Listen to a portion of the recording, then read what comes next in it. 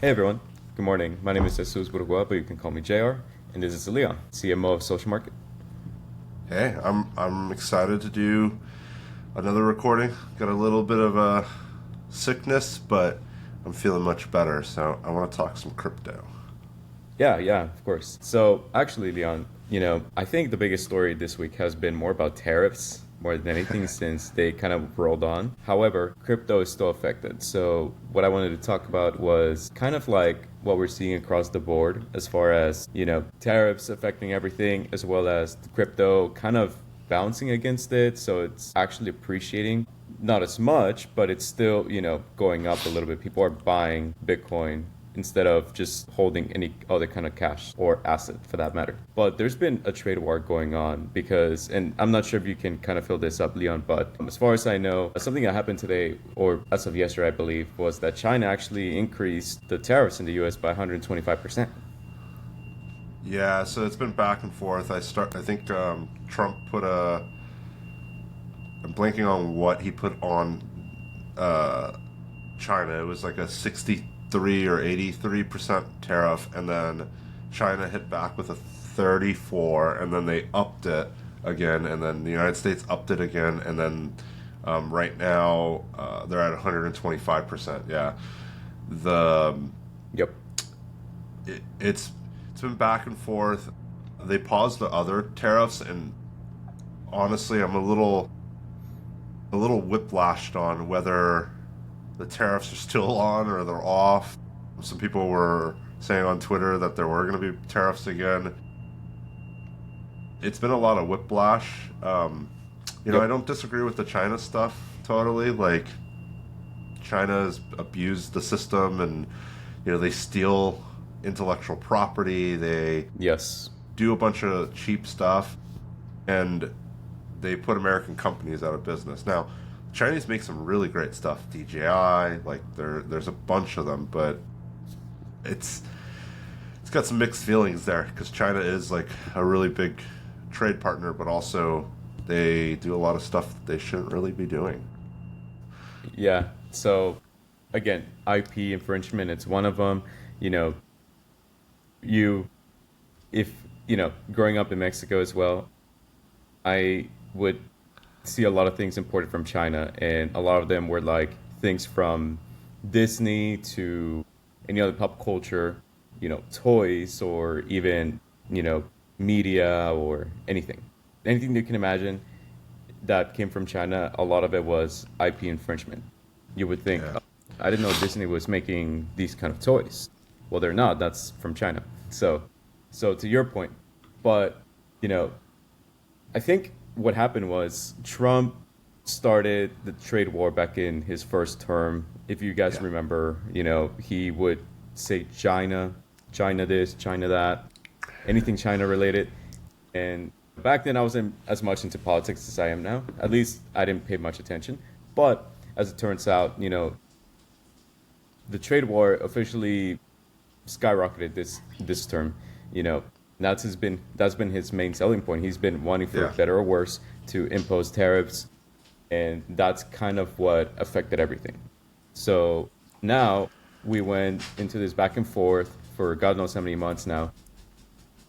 China had enough, I guess, so they started to retaliate, and now I guess the court's on us. The ball's in our court. Yeah, and the interesting part is to see crypto so affected. The first trade war, I don't know if I would call it a war. The first one, I think it was just a little spat. This one Yep, much more looks like a war exactly. than anything. The impact of Bitcoin the first time was substantial, and it took like 6 to 8 months to rebound. It This time I also think it's following the market so heavily is because there's so many ETFs, there's so many things that are pegged to Yep. Bitcoin in the public market that you can do regular trading on that people are doing. There's also other ones that are just getting hit really hard. Ethereum is down like 70%. I think Sol was down like 12, Ripple like a bunch too. So it's kind of interesting because these asset classes were supposed to be agnostic from the traditional finance system, and watching them go up and down now, like an institution, is very much kind of a scary thing because it's no different than a stock now. Yes. Well, sorry, you're talking about crypto being no Yeah, different than a crypto. stock? It's just kind of turning into another institutional asset class. Of course. And I think this was kind of the goal a long time ago for anyone being in this space, for it to be massively adopted. Now, a lot has happened, but of course, to your point, yeah, I mean, in the 7 days, we've seen it be in the negative for most of these coins. And these are the top 15 according to CoinMarketCap, which is, a very trusted institution. So it's bouncing. It's not like 10%, 5% down like the stock market is, or the biggest indexes. But, Bitcoin, it's still at 82, and of course, the all-time high we had was like maybe closer to 105 just in January, but it's not that far off. So that's something to keep eyes on. You know what I mean? Yeah. So, Yeah. but I think that's as far as we have to say, or as far as I have to say, as far as the tariffs and kind of what's impacted. We'll see what happens. I really don't want to say anything more than what I don't already know. But what do you think, Leon? No, I think that's it. I'm just really interesting to see, the crypto market essentially move with the regular market one for one. Yes. I wish it would not move as much because the whole premise of it is a little bit of, it's not just a regular stock market. It's feeling a little bit like it. But, a lot of that has to do with like BlackRock and others, and kind of flows into the next topic even. Yeah. So, funny enough, just how we said that people are starting to buy Bitcoin and everything. And, we've seen that happen as well with like MicroStrategy, where Michael Saylor, whose whole identity now is Bitcoin, we're starting to see that shift as well, bought on GameStop. I don't even know what their business model is anymore. Do they still sell games? Or are they just... They're just a getting into meme crypto stock now? at this point. Honestly, man, like it's so funny. But, to their point, I guess they see the trend, how people are mass buying Bitcoin, which, they're kind of late to the party, if I'm being honest. They are doubling down Bitcoin and expect to close more stores in 2025. So to me, I'm an entrepreneur, but, I didn't go to business school for this. I'm kind of just going with it as I go. But this almost seems like they're changing their business model, because if a company whose whole role model is to sell video games, they're closing stores, which they've been established for, even before I was born, I guess. What do you think of this?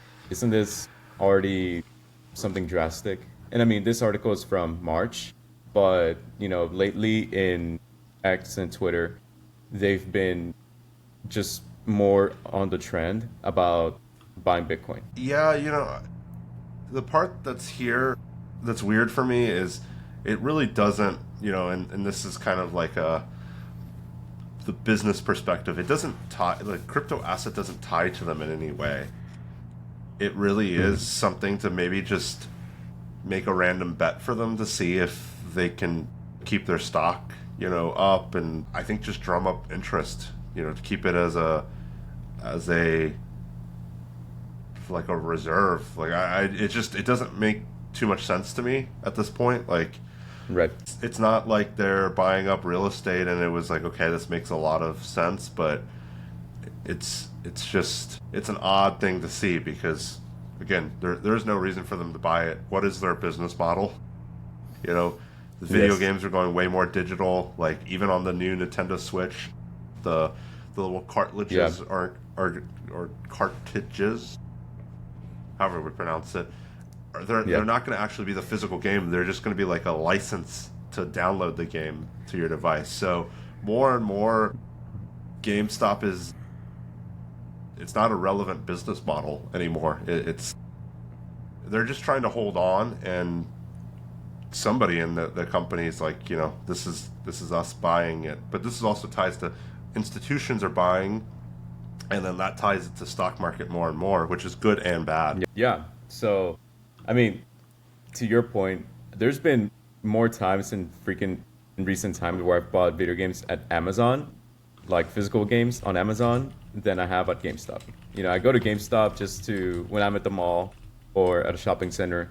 I'm like, oh, well, there's GameStop. Let's see if they have anything new. That's where I just go in there, window shop, and I just bounce.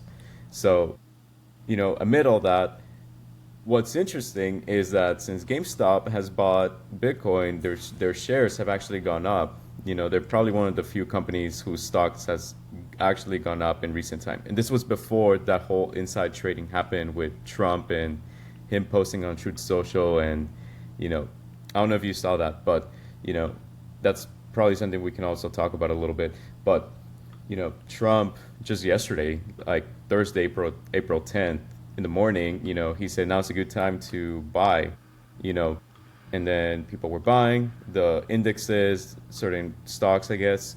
And then he announced that 90-day tariff pause. So yeah, there was also a lot of futures trading happening before the announcement happened from Trump on the pause. So yep. I believe Congress has a disclosure deadline of May 15th. A lot of people think that Congress was the folks trading. We'll kind of see where all of this happened because, the jump in futures, even on the GameStops, there's a lot of futures at strike prices at like $30, $33 coming in May time. So there might be another run on GameStop a little bit. So there's a lot of volatility and there's a lot of stuff happening that honestly it's very hard to keep up. For sure. Yeah. So I mean, in this article that was written by CNBC, which, legacy media, but, this article was still pretty relevant to me. It says here, the meme stock jumped 11.7% Wednesday following the news. So people are buying and, even traditional legacy news calling GameStop a meme stock, that is pretty telling. So at this point, maybe it's just a meme company, maybe it's just a vibe company as far as their business model and what they're trying to do. Their vibe businessing. Yep. Doesn't rhyme like vibe coding, but it's close. We're minting the word meme vibe, or I'm sorry, vibe company or vibe businessing. Yeah, vibe businessing. Yeah. We're minting it. But yeah, I mean that's generally what we have to say about GameStop. But for our last story, actually, we wanted to talk about MasterCard and MetaMask coming together. Have you? Yes. I think it's only in Argentina at the moment, right?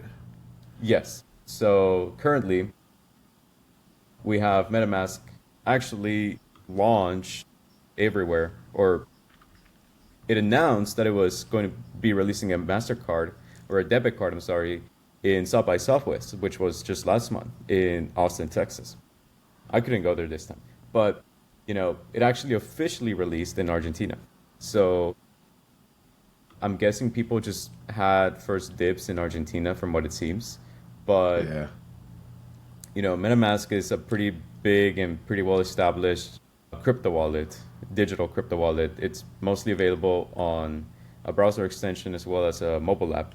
And this is not an endorsement to MetaMask, don't get me wrong. I wish they could pay us to say this, but I've been using MetaMask for a while. I actually do have the debit card that's digital, and it's nice. I like it.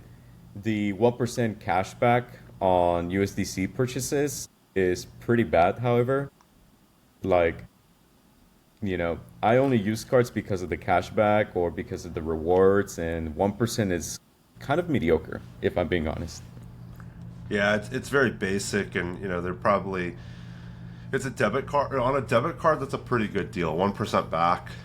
If it was a credit card of some capacity, like the crypto.com credit cards, where if you have more assets, you get more cash back and stuff. But I think it's just kind of showing that crypto is becoming more of a spending currency, and the currencies that they're supporting are they're mostly stable coins, if I recall right. It was USDC, USDT, which is Tether, and then the other one, which is Yep. WETH on the Lena network. I had not heard about that one, but I like to see more of this because then people are actually going to be spending their crypto. That's not just becoming, like to that first conversation, that first topic. It's not just an asset class. It's actually, something that people are spending, something that they're using as a utility. It becomes more like that versus just like a digital gold for every single crypto. Yes, exactly. And I agree with everything you said. The thing is the whole purpose of Bitcoin or crypto is to accelerate or to upgrade the financial system that we've had for a long time.